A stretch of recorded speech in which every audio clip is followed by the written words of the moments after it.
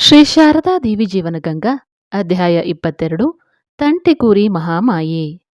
ಶ್ರೀ ಮಾತೆಯವರ ಜೀವನದಲ್ಲಿ ರಾಧಾರಾಣಿ ಹೇಗೆ ಹಾಸುಹೊಕ್ಕಾಗಿ ಸೇರಿಕೊಂಡಿದ್ದಳೆಂದರೆ, ಅವರ ವ್ಯಕ್ತಿತ್ವವನ್ನು ಮಹಾತ್ಮೆಯನ್ನು ಚೆನ್ನಾಗಿ ಅರಿಯಲು ಮತ್ತು ಅವರ ನಿತ್ಯ ಜೀವನದ ಹಲವಾರು ಪ್ರಸಂಗಗಳ ಸ್ವಾರಸ್ಯವನ್ನು ತಿಳಿದುಕೊಳ್ಳಲು ನಾವು ರಾಧೆಯ ಪಾತ್ರವನ್ನು ವಿವರವಾಗಿ ಗಮನಿಸಬೇಕಾದ್ದು ಅಗತ್ಯ. ಶ್ರೀ ಮಾತೆಯವರ ಪಾಲಿಗೆ ಈ ರಾಧೆ ಯೋಗಮಾಯೆಯ ಅವತಾರ. ಯೋಗದ ದಾರಿಗೆ ಅಡ್ಡ ನಿಲ್ಲುವವಳೇ ಯೋಗಮಾಯೆ. ಶ್ರೀ ಮಾತೆಯವರ ಮನಸ್ಸನ್ನು ಈ ಜಗತ್ತಿಗೆ ಕಟ್ಟಿಹಾಕಿ ಅವರು ತಮ್ಮ ಶರೀರವನ್ನು ಕಾಪಾಡಿಕೊಳ್ಳುವಂತೆ, ಅವರು ಈ ಜಗತ್ತಿನಲ್ಲಿ ತಮ್ಮ ಕರ್ತವ್ಯವನ್ನು ನೆರವೇರಿಸುವಂತೆ ಮಾಡುವುದಕ್ಕಾಗಿ ರಾಧೆಯ ರೂಪದಿಂದ ಮೈದಳೆದಿದ್ದವಳು ಈ ಯೋಗಮಾಯೆ. ಬಾಲ್ಯದಲ್ಲಿ ಈ ರಾಧೆಯ ಸ್ವಭಾವ ದೇಹಾರೋಗ್ಯ ಉತ್ತಮವಾಗಿಯೇ ಇತ್ತು. ಅವಳು ಶ್ರೀಮಾತೆಯವರನ್ನೇ ಅಮ್ಮ ಎಂದು ಕರೆಯುತ್ತಿದ್ದಳು. ಅಷ್ಟರ ಮಟ್ಟಿಗಿತ್ತು ಅವರ ನಡುವಿನ ಪ್ರೇಮ. ಶ್ರೀಮಾತೆಯವರ ಪ್ರೀತಿಯ ಆರೈಕೆಯಲ್ಲಿ ಬೆಳೆದ ಆಕೆಗೆ ತಂದೆಯಿಲ್ಲದ ಕೊರತೆಯೂ ಗೊತ್ತಾಗಲಿಲ್ಲ. ಹುಚ್ಚಿ ಸುರಬಾಲೆಗೆ ತನ್ನ ಮಗಳು ಅವರನ್ನು ಅಷ್ಟೊಂದು ಹಚ್ಚಿಕೊಳ್ಳುವುದು ಅಂತಹ ಸಂತೋಷದ ಸಂಗತಿಯೇನಲ್ಲ. ಆದರೆ ಅದು ತನ್ನ ಮಗಳು ತನಗಿಂತ ಹೆಚ್ಚಾಗಿ ಶ್ರೀಮಾತೆಯವರನ್ನು ಪ್ರೀತಿಸುತ್ತಾಳಲ್ಲ ಎನ್ನುವ ಮತ್ಸರಕ್ಕಿಂತ ಹೆಚ್ಚಾಗಿ ಅವರು ತನಗೂ ತನ್ನ ಮಗಳಿಗೂ ಮಾಡುತ್ತಿರುವ ಸಹಾಯ ಉಪಕಾರ ಏನೂ ಸಾಲದು ಎಂಬ ಭಾವನೆಯಿಂದ. ಶ್ರೀಮಾತೆಯವರು ತಮ್ಮ ಕೈಗೆ ಬಂದ ಹಣವನ್ನೇ ಆಗಲಿ ವಸ್ತುಗಳನ್ನೇ ಆಗಲಿ ಧಾರಾಳವಾಗಿ ವಿನಿಯೋಗಿಸಿ ಬಿಡುವುದನ್ನು ಕಂಡಾಗ ಸುರಬಾಲೆಗೆ ಹೊಟ್ಟೆ ಕಿವುಚುತ್ತಿತ್ತು. ಎಷ್ಟೋ ಸಲ ಅವಳು ಹೊಟ್ಟೆ ಕಿಚ್ಚು ತಾಳಲಾರದೆ ಅವರ ಮೇಲೆ ಕಿಡಿಕಾರುತ್ತಿದ್ದಳು. ಕೆಲವು ಸಲ ತನ್ನ ಪುಟ್ಟ ಮಗಳು ರಾಧಿಯನ್ನು ಕರೆದು ಚುಚ್ಚಿಕೊಡುತ್ತಿದ್ದಳು. ಏ ರಾಧಿ, ನೋಡೇ, ಅತ್ತಿಗೆ ಎಲ್ಲವನ್ನೂ ಬಾಚಿ ಬಾಚಿ ಅವರಿವರಿಗೆ ಕೊಟ್ಟು ಬಿಡುತ್ತಿದ್ದಾಳೆ. ಅವಳು ನಿನಗೋಸ್ಕರ ಏನನ್ನೂ ಉಳಿಸುತ್ತಿಲ್ಲ. ನೀನೇಕೆ ಸುಮ್ಮನೆ ಅವಳ ಜೊತೆ ಇರುತ್ತಿ? ನನ್ನ ಹತ್ತಿರ ಬಾ ಎಂದು. ಆದರೆ ಅವಳು ಹಾಗೆಂದಾಗಲೆಲ್ಲ ರಾಧೆ ಆಕೆಯ ಮೇಲೇ ಬೇಸರಿಸಿಕೊಂಡು ಅವಳನ್ನು ಬೈದು ದೂರ ಮಾಡುತ್ತಿದ್ದಳು. ಹುಡುಗಿ ರಾಧಿಯಲ್ಲಿ ದುರಾಸೆ ಇನ್ನೂ ತಲೆ ಹಾಕಿರಲಿಲ್ಲ. ಅಲ್ಲದೆ ಶ್ರೀಮಾತೆ ಕೂಡ ಅವಳಿಗೆ ಬೇಕಾದ್ದನ್ನು ಕೈತುಂಬ ಕೊಡುತ್ತಿದ್ದರು. ತನಗೆ ಸಿಗಬೇಕಾದ್ದು ಸಾಕಷ್ಟು ಸಿಗುತ್ತಿದ್ದುದರಿಂದ ಇತರರಿಗೆ ಸಿಕ್ಕಿದ್ದನ್ನು ಕಂಡು ಆಕೆ ಕರುಬುವ ಕಾರಣವಿರಲಿಲ್ಲ. ಶ್ರೀಮಾತೆ ತಾವು ಹೋಗುವಲ್ಲಿಗೆಲ್ಲ ರಾಧಿಯನ್ನು ಕರೆದುಕೊಂಡು ಹೋಗುತ್ತಿದ್ದರು. ಅವಳನ್ನು ಚೆನ್ನಾಗಿ ನೋಡಿಕೊಳ್ಳುತ್ತಿದ್ದರು.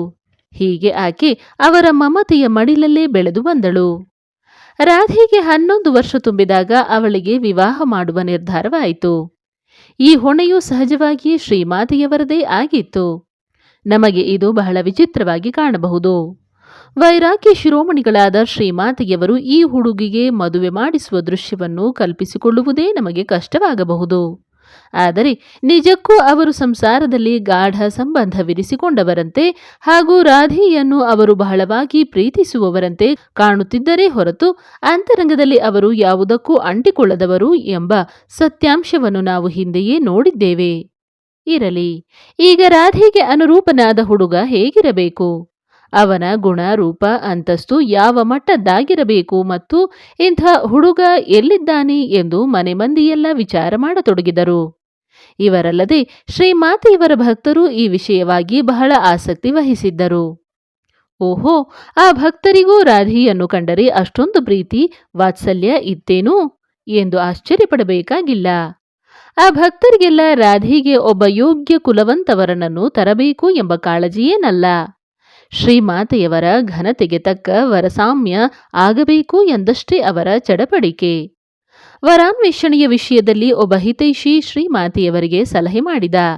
ಅಮ್ಮ, ಹೇಗಿದ್ದರೂ ನಮ್ಮ ಮಾಸ್ಟರ್ ಮಹಾಶಯನ ಶಾಲೆಯಲ್ಲಿ ಅನುಕೂಲಸ್ಥ ಮನೆತನದ ಹುಡುಗರು ಇದ್ದೇ ಇರುತ್ತಾರೆ.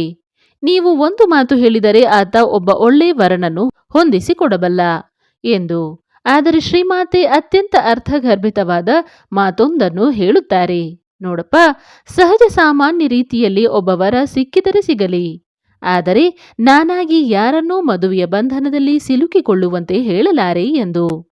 ಇಲ್ಲಿ ನಮಗೆ ಶ್ರೀಮಾತೆಯವರ ದಿವ್ಯ ಸಂದೇಶವೊಂದು ಸ್ಪಷ್ಟವಾಗುತ್ತದೆ. ಈ ಮದುವೆ ಎನ್ನುವುದು ನಡೆಯಲೇಬೇಕಾದ್ದರಿಂದ ಸಹಜವಾಗಿ ನಡೆಯುವಂತಾದರೆ ನಡೆಯಲಿ. ಆದರೆ ಎಷ್ಟಾದರೂ ಇದೊಂದು ಬಂಧನವೇ. ತಮ್ಮಿಂದಾಗಿ ಯಾರೂ ಇದರಲ್ಲಿ ಸಿಲುಕಿಕೊಂಡಂತಾಗಬಾರದು ಎಂಬ ಅವರ ಧೋರಣೆ ಇಲ್ಲಿ ಸ್ಪಷ್ಟವಾಗಿ ವ್ಯಕ್ತವಾಗಿದೆ.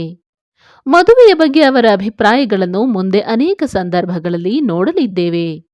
ಈಗಂತೂ ಈ ರಾಧೆಯ ಮದುವೆ ಆಗಲೇಬೇಕಾಗಿದೆ. ತಮ್ಮ ಕರ್ತವ್ಯವನ್ನು ನಿರ್ವಹಿಸುವಲ್ಲಿ ಶ್ರೀಮಾತೆ ಎಂದೂ ತಪ್ಪುವವರಲ್ಲ. ಸರಿ, ಎಲ್ಲರೂ ಸೇರಿ ವರಾನ್ವೇಷಣೆ ನಡೆಸಿದರು. ವರ ಸಿಕ್ಕಿದ. ನೆರೆಯ ಊರಾದ ತಾಜ್ಪುರದ ಚಟರ್ಜಿ ಮನೆತನದ ಹುಡುಗ. ಹೆಸರು ಮನ್ಮಥನಾಥ. ವಯಸ್ಸಿನ್ನು 15 11 ವರ್ಷದ ವಧುವಿಗೆ ಅನುರೂಪನಾದವನು. ವರನದು ಜಮೀನ್ದಾರ ಮನೆತನ. ಸಾಕಷ್ಟು ಶ್ರೀಮಂತರು. ಅವರಿಗೆ ಹೋಲಿಸಿದರೆ ಮುಖರ್ಜಿ ಮನೆತನದವರೆಲ್ಲ ಬಡವರೆಂದೇ ಹೇಳಬೇಕು. ಆದರೆ ರಾಧೆಗೆ ಆಧಾರ ಆಶ್ರಯ ಸ್ವಯಂ ಶ್ರೀಮಾತೆಯವರಲ್ಲವೇ? ಆದ್ದರಿಂದ ಈಗ ಬಡತನದ ಮಾತಿಲ್ಲ. ಕಣ್ಣೆದುರಿಗಿನ ಜಗನ್ಮಾತೆಯನ್ನು ಶಾರದಾ ದೇವಿಯವರನ್ನು ಸಂತೋಷಪಡಿಸಲು ಸದಾ ಸನ್ನದ್ಧರಾಗಿ ಸ್ವಾಮಿ ಶಾರದಾನಂದರಿದ್ದಾರೆ. ಮಾತೆಯ ಕಿಂಚಿತ್ ಮಾತ್ರ ಸೇವೆಯೇ ತಮ್ಮ ಇಹ ಪರಗಳೆಲ್ಲಕ್ಕೂ ಮಾರ್ಗ ಎಂದು ಮನಗಂಡವರು ಅವರು. ಅದರಲ್ಲೂ ರಾಧೆಯನ್ನು ಶ್ರೀಮಾತೆಯವರು ಅದೆಷ್ಟು ಪ್ರೀತಿಸುತ್ತಾರೆ ಮತ್ತು ಅವರ ಲೀಲಾ ಕಾರ್ಯ ಮುಂದುವರಿಯುವಲ್ಲಿ ಆಕೆಯ ಪಾತ್ರವೇನು ಎಂಬುದೂ ಅವರಿಗೆ ತಿಳಿದದ್ದೇ. ಆದ್ದರಿಂದ ಅವರು ಈ ಸಂದರ್ಭದಲ್ಲಿ ರಾಧೆಯ ಮದುವೆಯ ಸಕಲ ಜವಾಬ್ದಾರಿಯನ್ನೂ ಹೊತ್ತರು. ಆಕೆಗೆ ಈಗ ಚಿನ್ನಾಭರಣಗಳಾಗಬೇಕು, ಉಡುಗೆ ತೊಡುಗೆಗಳಾಗಬೇಕು. ಇದೆಲ್ಲ ಕೇವಲ ಲಕ್ಷಣವಾಗಿ ಕಾಣುವುದಕ್ಕೆ ಮಾತ್ರವಲ್ಲ, ಗಂಡಿನ ಕಡೆಯವರು ತಕರಾರು ಎತ್ತದಿರಬೇಕಾದರೆ, ಮದುವೆ ನಿರ್ವಿಘ್ನವಾಗಿ ಸಾಗಬೇಕಾದರೆ ಇವೆಲ್ಲ ಬೇಕೇ ಬೇಕು. ಸರಿ, ಸ್ವಾಮಿ ಶಾರದಾನಂದರು ನೀರಿನಂತೆ ಹಣ ಚೆಲ್ಲಿ ಅವಳನ್ನು ಜಮೀನ್ದಾರರ ವಧುವಿನಂತೆಯೇ ಅಲಂಕರಿಸಿದರು. ಅಲ್ಲದೆ ಚಪ್ಪರ, ಮಂಟಪ, ತಳಿರು, ತೋರಣ, ಭಕ್ಷ್ಯ ಭೋಜ್ಯ ಇವುಗಳಿಗಾಗಿಯೂ ಅದ್ಧೂರಿ ವ್ಯವಸ್ಥೆ ಮಾಡಿದರು. ಇದನ್ನೆಲ್ಲ ಕಂಡು ಗಂಡಿನ ಕಡೆಯವರಿಗೆ ದುರಾಸೆ ಹುಟ್ಟಿತು. ಸ್ವಾಮಿಗಳ ಔದಾರ್ಯವನ್ನು ಸಾಧ್ಯವಾದಷ್ಟು ದುರುಪಯೋಗಪಡಿಸಿಕೊಳ್ಳಲು ಇನ್ನೂ ಬರಬೇಕು ಮತ್ತೂ ಬರಬೇಕು ಎಂದು ಹಠ ಹಿಡಿದರು. ಶಾರದಾನಂದರು ಶಾಂತವಾಗಿಯೇ ಅವರೊಂದಿಗೆ ಕೊಡಕೊಳ್ಳುವುದರ ಬಗ್ಗೆ ಮಾತುಕತೆ ನಡೆಸುತ್ತಿದ್ದರು. ಆದರೆ ಕೋಯಾಲ ಪಾರಾದ ಕೇದಾರನಾಥನಿಗೆ ಈ ಅನ್ಯಾಯವನ್ನು ಸಹಿಸುವುದಕ್ಕಾಗಲಿಲ್ಲ. ಆತ ಸಿಟ್ಟುಗೊಂಡು ಆಗಾಗ ಮಧ್ಯೆ ಪ್ರವೇಶಿಸಿ, ಇದೆಲ್ಲ ಎಂಥ ಅನಾಚಾರ, ನಿಮ್ಮ ದುರಾಸೆಗೆ ಕೊನೆಯೇ ಇಲ್ಲವೇ ಎಂದು ಗಂಡಿನವರ ಮೇಲೆ ಕೂಗಾಡುತ್ತಿದ್ದ. ಆದರೆ ಹೆಣ್ಣಿನ ಕಡೆಯವರ ಪರಿಸ್ಥಿತಿ ಸಾಮಾನ್ಯವಾಗಿ ದುರ್ಬಲವೇ. ಅದೂ ಅಲ್ಲದೆ ಈ ಕೊನೆ ಗಳಿಗೆಯಲ್ಲಿ ತಗಾದೆ ಎಬ್ಬಿಸಿದರೆ ಗಲಾಟೆ ಹೆಚ್ಚೀತೇ ಹೊರತು ಗಂಡಿನವರೇನೂ ಸೋಲುವುದಿಲ್ಲ. ಆದ್ದರಿಂದ ಇವನ ಮಾತುಗಳೆಲ್ಲ ವ್ಯರ್ಥವೆಂದರಿತ ಶ್ರೀಮಾತೆಯವರು ಕೇದಾರನನ್ನು ಪಕ್ಕಕ್ಕೆ ಕರೆದು, ನೋಡು, ನೀನು ಕೂಗಾಡಿದರೆ ಏನೂ ಪ್ರಯೋಜನವಿಲ್ಲ. ಸುಮ್ಮನೆ ಎಲ್ಲರ ಮನಸ್ಸು ಕೆಡುತ್ತದೆ. ನಿನ್ನ ಪಾಡಿಗೆ ನೀನು ಸುಮ್ಮನಿದ್ದು ಬಿಡು ಎಂದು ಬುದ್ಧಿ ಹೇಳಿದರು. ಕೇದಾರ ಸುಮ್ಮನಾಗಬೇಕಾಯಿತು. ಅಂತೂ 1911ನೆಯ ಜೂನ್ ತಿಂಗಳಲ್ಲೊಂದು ದಿನ ರಾಧೆಯ ಮದುವೆ ವೈಭವದಿಂದ ನೆರವೇರಿತು. ರಾಧೆಯನ್ನು ಅಡಿಯಿಂದ ಮುಡಿಯವರೆಗೆ ಚಿನ್ನ ಬೆಳ್ಳಿಯ ಆಭರಣಗಳಿಂದ ಅಲಂಕರಿಸಿದ್ದರು. ದೊಡ್ಡಪ್ಪ ಪ್ರಸನ್ನನೇ ಅವಳನ್ನು ಧಾರೆ ಎರೆದುಕೊಟ್ಟ. ಮದುವೆಯ ಮರುದಿನ ಭರ್ಜರಿ ಔತಣವಿತ್ತು. ಆಹ್ವಾನಿತರೆಲ್ಲ ಭೋಜನ ಮುಗಿಸಿಕೊಂಡು ಹಿಂತಿರುಗುವಾಗ ಶ್ರೀಮಾತೆ ಬಾಗಿಲಲ್ಲೇ ನಿಂತು, ಹೇಗಿತ್ತು, ತೃಪ್ತಿಯಾಯಿತೇ, ಎಲ್ಲವೂ ಸರಿಯಾಗಿತ್ತೇ ಎಂದು ಪ್ರತಿಯೊಬ್ಬರನ್ನೂ ವಿಚಾರಿಸಿಕೊಂಡರು. ಅದಕ್ಕೆ ಅವರೆಲ್ಲರೂ ಹೃತ್ಪೂರ್ವಕವಾಗಿ, ಎಲ್ಲ ಚೆನ್ನಾಗಾಯಿತು ತಾಯಿ, ವಧೂವರರು ಸುಖವಾಗಿರಲಿ ಎಂದು ಹಾರೈಸಿದರು. ಮದುಮಗಳನ್ನು ಗಂಡನ ಮನೆಗೆ ಕಳಿಸಿಕೊಡುವಾಗ ಶ್ರೀಮಾತೆಯವರು ಒಂದು ದೊಡ್ಡ ಕರಿಯ ಬಣ್ಣದ ಪೆಟ್ಟಿಗೆಯನ್ನು ಅವಳಿಗೆ ಕೊಟ್ಟು ಕಳಿಸಿದ್ದರು. ಆ ಪೆಟ್ಟಿಗೆಯಲ್ಲಿ 1,000 ರೂಪಾಯಿ ಹಣ ಇತ್ತು. ಅದು ಯಾರು ಕೊಟ್ಟದ್ದೋ, ಯಾವ ಖರ್ಚಿಗಾಗಿ ಇಟ್ಟಿದ್ದೋ ಗೊತ್ತಿಲ್ಲ. ಅಂತೂ ಅದರ ವಿಷಯವನ್ನೇ ಮರೆತು ಶ್ರೀಮಾತೆಯವರು ಹಣದ ಸಮೇತ ಪೆಟ್ಟಿಗೆಯನ್ನೂ ಕಳಿಸಿಬಿಟ್ಟಿದ್ದರು. ಅಷ್ಟೊಂದು ಹಣ ಯಾರ ಕಣ್ಣಿಗಾದರೂ ಬಿದ್ದರೆ ಅವರಿಗೆ ಆಸೆ ಕೆರಳದೇ ಇದ್ದೀತೆ? ಮತ್ತೆ ಅದು ವಾಪಸ್ಸು ಸಿಗುವ ಸಾಧ್ಯತೆ ಉಂಟೆ? ಆದರೆ ಅತ್ಯಾಶ್ಚರ್ಯದ ಘಟನೆಯೊಂದು ನಡೆಯಿತು. ಅದೇ ರಾತ್ರಿ ಶ್ರೀರಾಮಕೃಷ್ಣರು ಶ್ರೀಮಾತೆಯವರಿಗೆ ಕನಸಿನಲ್ಲಿ ಕಾಣಿಸಿಕೊಂಡು, ನೀನು ಆ ಪೆಟ್ಟಿಗೆಯನ್ನು ಕೊಡುವಾಗ ಜೊತೆಗೆ ಆ 1,000 ರೂಪಾಯಿಯನ್ನೂ ಕೊಟ್ಟು ಬಿಟ್ಟೆಯಾ ಎಂದು ಕೇಳಿದರು. ತಕ್ಷಣ ಶ್ರೀಮಾತೆಯವರಿಗೆ ಅದು ನೆನಪಾಯಿತು. ಮರುದಿನವೇ ಅವರು ಒಬ್ಬರು ಸ್ವಾಮಿಗಳನ್ನು, ವಿಭೂತಿ ಭೂಷಣ ಎಂಬ ಭಕ್ತನನ್ನು ತಾಜ್ಪುರಕ್ಕೆ ಕಳಿಸಿ ಆ ಹಣವನ್ನು ತರಿಸಿಕೊಂಡರು. ಈಗ ಈ ರಾಧೆಯ ಮದುವೆಯ ಸಂದರ್ಭದಲ್ಲಿ ಸ್ವಾಮಿ ಶಾರದಾನಂದರೇ ಮೊದಲಾದ ಸಾಧು ಬ್ರಹ್ಮಚಾರಿಗಳೆಲ್ಲ ಭಾಗವಹಿಸಿದ್ದು ಸರಿಯೇ? ಅವರೆಲ್ಲ ಸನ್ಯಾಸಿಗಳಲ್ಲವೇ? ಸನ್ಯಾಸಿಗಳಿಗೂ ಮದುವೆಗೂ ಏನು ಸಂಬಂಧ ಎಂಬ ಪ್ರಶ್ನೆ ಏಳಬಹುದು. ಆದರೆ ಅಂದಿನ ಪರಿಸ್ಥಿತಿಯೇ ಬೇರೆ. ಅದೊಂದು ವಿಶೇಷ ಸಂದರ್ಭ. ಆ ಸ್ವಾಮಿಗಳೆಲ್ಲ ರಾಧೆಯ ಮದುವೆಗೆಂದು ಹೋದವರಲ್ಲ, ಶ್ರೀಮಾತೆಯವರ ನೆರವಿಗೆಂದು ಹೋದವರು. ಶ್ರೀಮಾತೆಯವರ ಪರಮ ಪವಿತ್ರ ಸನ್ನಿಧಿಯಲ್ಲಿ ಇತರ ಸಾಮಾನ್ಯ ನಿಯಮಗಳೆಲ್ಲ ಬದಿಗೆ ಸರಿಯಬೇಕಾಗುತ್ತದೆ. ರಾಧೆಯ ಮದುವೆಗೆ ಮೊದಲು ಒಂದು ಸ್ವಾರಸ್ಯ ನಡೆದಿತ್ತು. ಮದುವೆಯೆಲ್ಲ ನಿಶ್ಚಯವಾದ ಮೇಲೆ ಒಬ್ಬ ಜ್ಯೋತಿಷಿ ಈ ವಧೂವರರ ಜಾತಕಗಳನ್ನು ಪರಿಶೀಲಿಸಿ ಗ್ರಹಗತಿಗಳ ಪ್ರಕಾರ ಹುಡುಗಿ ವಿಧವೆಯಾಗುವ ಸಂಭವವಿದೆ ಎಂದು ಹೇಳಿಬಿಟ್ಟ. ಒಳ್ಳೆ ಸಂಬಂಧ ಎಂದುಕೊಂಡು ಮದುವೆ ನಿಶ್ಚಯ ಮಾಡಿದರೆ ಈಗ ಈ ಜ್ಯೋತಿಷಿ ಹೀಗೆ ಹೇಳುತ್ತಿದ್ದಾನೆ. ಆದರೂ ಕೂಡ ಎಲ್ಲರೂ ಸೇರಿ ಒಮ್ಮತದಿಂದ ಈ ಮದುವೆಯನ್ನು ನಿಶ್ಚಯಿಸಿದ್ದರಿಂದ ಶ್ರೀಮಾತೆಯವರು ಅದಕ್ಕೆ ಅಡ್ಡಿ ಬರಲು ಇಚ್ಛಿಸಲಿಲ್ಲ. ಆದ್ದರಿಂದ ಮದುವೆ ನಡೆದೇ ಹೋಯಿತು. ಮದುವೆಯಾದ ಎಷ್ಟೋ ಕಾಲದ ಮೇಲೆ ರಾಧೆಯ ಗಂಡ ಮನ್ಮಥ ಶ್ರೀಮಾತೆಯವರಿಂದ ಪ್ರಭಾವಿತನಾಗಿ ಅವರಿಂದ ಮಂತ್ರದೀಕ್ಷೆ ಪಡೆಯಲು ಅಪೇಕ್ಷೆ ಪಟ್ಟ.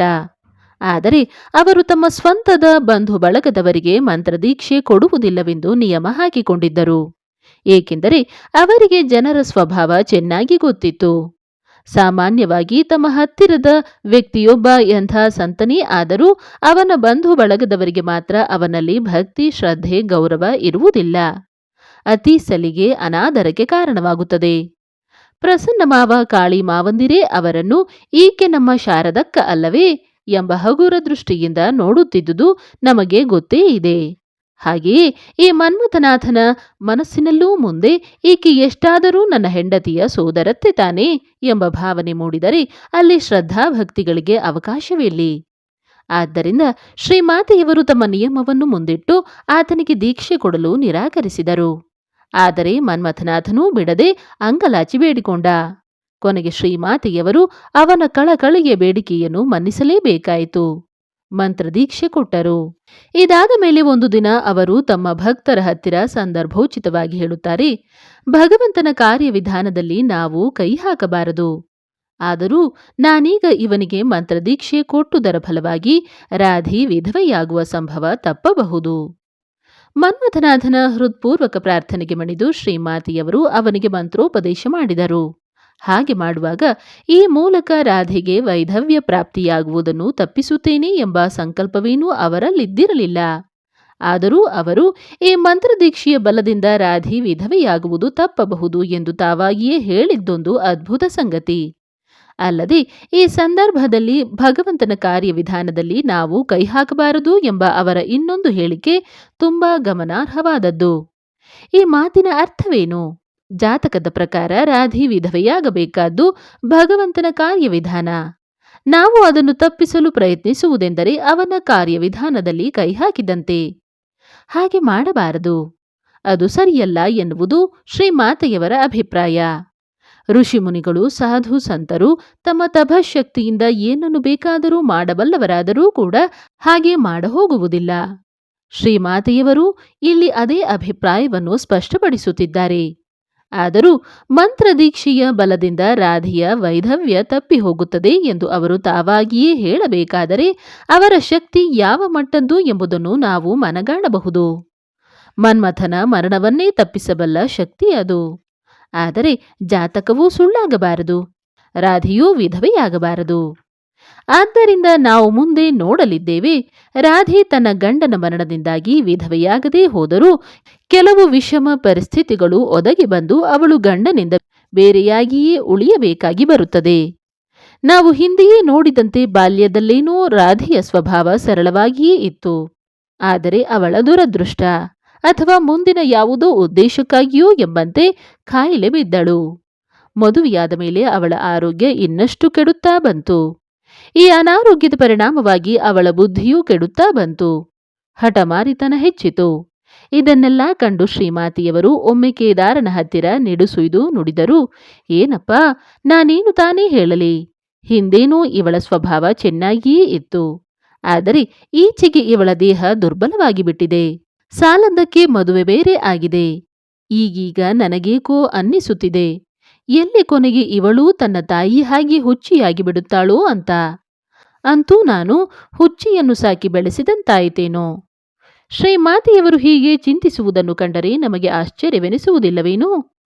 ಲೀಲಾ ವಿನೋದಿಯಾದ ಸಾಕ್ಷಾತ್ ಜಗನ್ಮಾತೆಯೇ ಈ ರೂಪದಿಂದ ಬಂದು ಜಗತ್ತಿನ ಜನರಿಗೆ ಹೇಳುತ್ತಿರುವಂತಿದೆ, ಏನ್ರಪ್ಪ ನೀವೆಲ್ಲ ಈ ಜಗತ್ತಿನಲ್ಲಿ ಚಿಂತೆ ತಾಪತ್ರಯಗಳನ್ನು ಅನುಭವಿಸುತ್ತಿರುವುದು ಹೀಗೆ ತಾನೇ ಎಂದು. ನಿಜಕ್ಕೂ ಶ್ರೀಮಾತೆಯವರಿಗೆ ರಾಧೆಯ ದೆಸೆಯಿಂದಾಗಿ ಒದಗಿ ಬಂದ ಯಾತನೆಗಳು ಅಪಾರ. ಆದರೆ ತಾವು ಶ್ರೀರಾಮಕೃಷ್ಣರ ಆದೇಶದ ಮೇರೆಗೆ ಸ್ವೀಕರಿಸಿದ ಈ ಯೋಗ ಮಾಯೆಗಾಗಿ ಅವರು ಅವೆಲ್ಲವನ್ನೂ ಅತ್ಯಂತ ತಾಳ್ಮೆಯಿಂದ ಸಹಿಸಿಕೊಳ್ಳುತ್ತಾರೆ. ಅವರ ಸರಳ ಮನಸ್ಸಿಗೆ ಈಕೆಯ ಒಡನಾಟ ಅದೆಷ್ಟು ಕಷ್ಟಕರವಾಗಿತ್ತೆಂದರೆ, ಒಂದು ದಿನ ಒಬ್ಬಳು ಭಕ್ತೆ ಬಂದು, ಅಮ್ಮ, ನಾನು ಒಬ್ಬ ಹುಡುಗನನ್ನು ದತ್ತು ತೆಗೆದುಕೊಳ್ಳಬೇಕು ಅಂತ ಮನಸ್ಸು ಮಾಡಿದ್ದೇನೆ ಎಂದಾಗ ಅವರು ಹೇಳುತ್ತಾರೆ, ಬೇಡಮ್ಮ, ಆ ಬಗೆಯ ಹೊರೆಯನ್ನು ತಲೆಯ ಮೇಲೆ ತಂದುಕೊಳ್ಳಬೇಡ. ಯಾರ್ಯಾರ ಪಾಲಿಗೆ ನಿನ್ನ ಕರ್ತವ್ಯ ಏನೇನಿದೆಯೋ ಅದನ್ನು ಮಾಡು. ಆದರೆ ನಿನ್ನ ಪ್ರೀತಿಯನ್ನು ಮಾತ್ರ ಭಗವಂತನೊಬ್ಬನಿಗೇ ಅರ್ಪಿಸು. ಮನುಷ್ಯರನ್ನು ಪ್ರೀತಿಸಿದರೆ ತುಂಬಾ ಕಷ್ಟಪಡಬೇಕಾಗುತ್ತದೆ. ನನ್ನನ್ನೇ ನೋಡು, ನಾನು ಈ ರಾಧೆಯಿಂದಾಗಿ ಎಷ್ಟೊಂದು ಸಂಕಟ ಪಡುತ್ತಿದ್ದೇನೆ.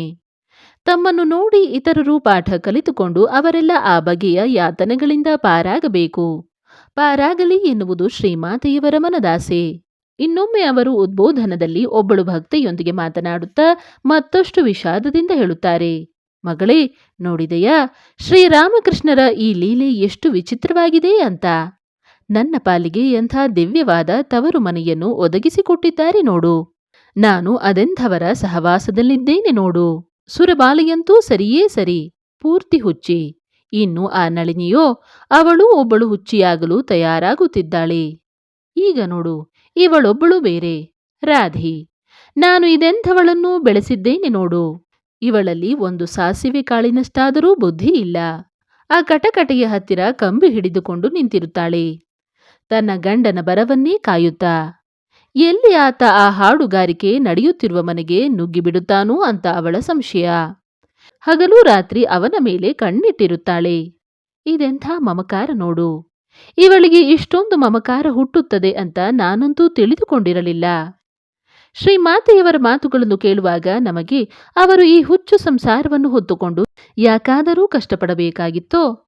ಸುಮ್ಮನೆ ಅದನ್ನು ಕೊಡವಿಕೊಂಡು ತ್ಯಾಗಿಗಳಾದ ವಿರಾಗಿಗಳಾದ ತಮ್ಮ ಪ್ರೀತಿಯ ಭಕ್ತರ ಜೊತೆಯಲ್ಲಿ ಆನಂದದಿಂದ ಜೀವಿಸಬಹುದಾಗಿತ್ತಲ್ಲ ಎಂದೆನಿಸಬಹುದು. ಆದರೆ ಹಾಗೆ ಮಾಡಿದ್ದರೆ ಅವರ ಅವತಾರ ಉದ್ದೇಶ ಪೂರ್ಣ ರೂಪದಲ್ಲಿ ನೆರವೇರಲು ಸಾಧ್ಯವಾಗುತ್ತಿರಲಿಲ್ಲ. ಬಂಧು ಬಳಗದವರ ಯಾವುದೇ ಹಗರಣಗಳಿಲ್ಲದೆ ಅವರ ಮಹಾತ್ಮ್ಯ ಬೆಳಗಿದ್ದರೂ, ಅವರು ಎಂಥ ಘನತೆಗೆ ಏರಿದ್ದರೂ ಜನ ಭಾವಿಸುತ್ತಿದ್ದರು. ಅಲ್ಲ, ಶಾರದಾದೇವಿಯವರ ಜೀವನದಿಂದ ನಾವೆಲ್ಲ ಕಲಿತುಕೊಳ್ಳುವಂಥದ್ದು, ಅನುಸರಿಸುವಂಥದ್ದು ಏನಿದೆ? ಅವರಿಗೇನು ಸಂಸಾರವೇ, ಕೋಟಲೆಯೇ? ನಮ್ಮ ಕಥೆಯೇ ಬೇರೆ, ಅವರದೇ ಬೇರೆ. ನಾವೆಲ್ಲ ಸಂಸಾರ ತಾಪತ್ರಯಗಳಲ್ಲಿ ಮುಳುಗಿಕೊಂಡಿರುವವರು. ಅವರು ನಮ್ಮ ಹಾಗೆಯೇ ಸಂಸಾರದ ಜಂಜಾಟದಲ್ಲಿ ಸಿಲುಕಿಕೊಂಡಿದ್ದರೆ, ಅಲ್ಲೇ ತಮ್ಮ ಮಹಾತ್ಮ್ಯವನ್ನು ತೋರಿಸಿದ್ದರೆ ಅದು ಬೇರೆಯೇ ಕಥೆಯಾಗುತ್ತಿತ್ತು ಎಂದು ಹೀಗೆ ಜನ ಟೀಕೆ ಮಾಡುವ ಸಂಭವವಿತ್ತು. ಅಷ್ಟೇ ಅಲ್ಲ, ಆಗ ಶ್ರೀಮಾತೆಯವರಾಗಲಿ ಇತರ ಸನ್ಯಾಸಿಗಳೇ ಆಗಲಿ ವೈರಾಗ್ಯವನ್ನು ಬೋಧಿಸಿದರೆ ಇನ್ನೊಂದು ಬಗೆಯ ಜನರು ಪರಿಹಾಸ ಮಾಡುತ್ತಿದ್ದರು. ಅಲ್ಲ, ಇವರಿಗೆ ಸಂಸಾರದ ಸುಖವೂ ಗೊತ್ತಿಲ್ಲ, ದುಃಖವೂ ಗೊತ್ತಿಲ್ಲ. ಸುಮ್ಮನೆ ಅವರಿವರು ಹೇಳುವುದನ್ನು ಕೇಳಿಕೊಂಡು ಸಂಸಾರವೆಂದರೆ ಕೇವಲ ದುಃಖಮಯ ಅಂತ ಭಾವಿಸಿದ್ದಾರೆ. ಅದನ್ನೇ ನಮಗೂ ಬೋಧಿಸುತ್ತಿದ್ದಾರೆ ಎಂದು. ಆದರೆ ಈಗ ಈ ಬಗೆಯ ಟೀಕೆಗಳಿಗೆ ಅವಕಾಶವೇ ಇಲ್ಲ. ಶ್ರೀಮಾತೆಯವರು ನಿರಂತರ ಸಂಸಾರ ತಾಪತ್ರಯದ ನಡುವೆಯೇ ಇದ್ದುಕೊಂಡು ಅಲ್ಲಿನ ಎಲ್ಲ ಕರ್ತವ್ಯಗಳನ್ನು ಕೌಶಲದಿಂದ ಮಾಡಿ ಬಾಳ್ವೆ ನಡೆಸಿದ್ದರಿಂದ ಅವರ ಮಾತನ್ನು ಜನ ಇಂದು ಸಹಜವಾಗಿ ಸ್ವೀಕರಿಸುವಂತಾಗಿದೆ. ಕಾರಣ ಅವರ ಮಾತುಗಳೆಲ್ಲ ಜೀವನಾನುಭವದಿಂದ ಪಕ್ವವಾಗಿದೆ.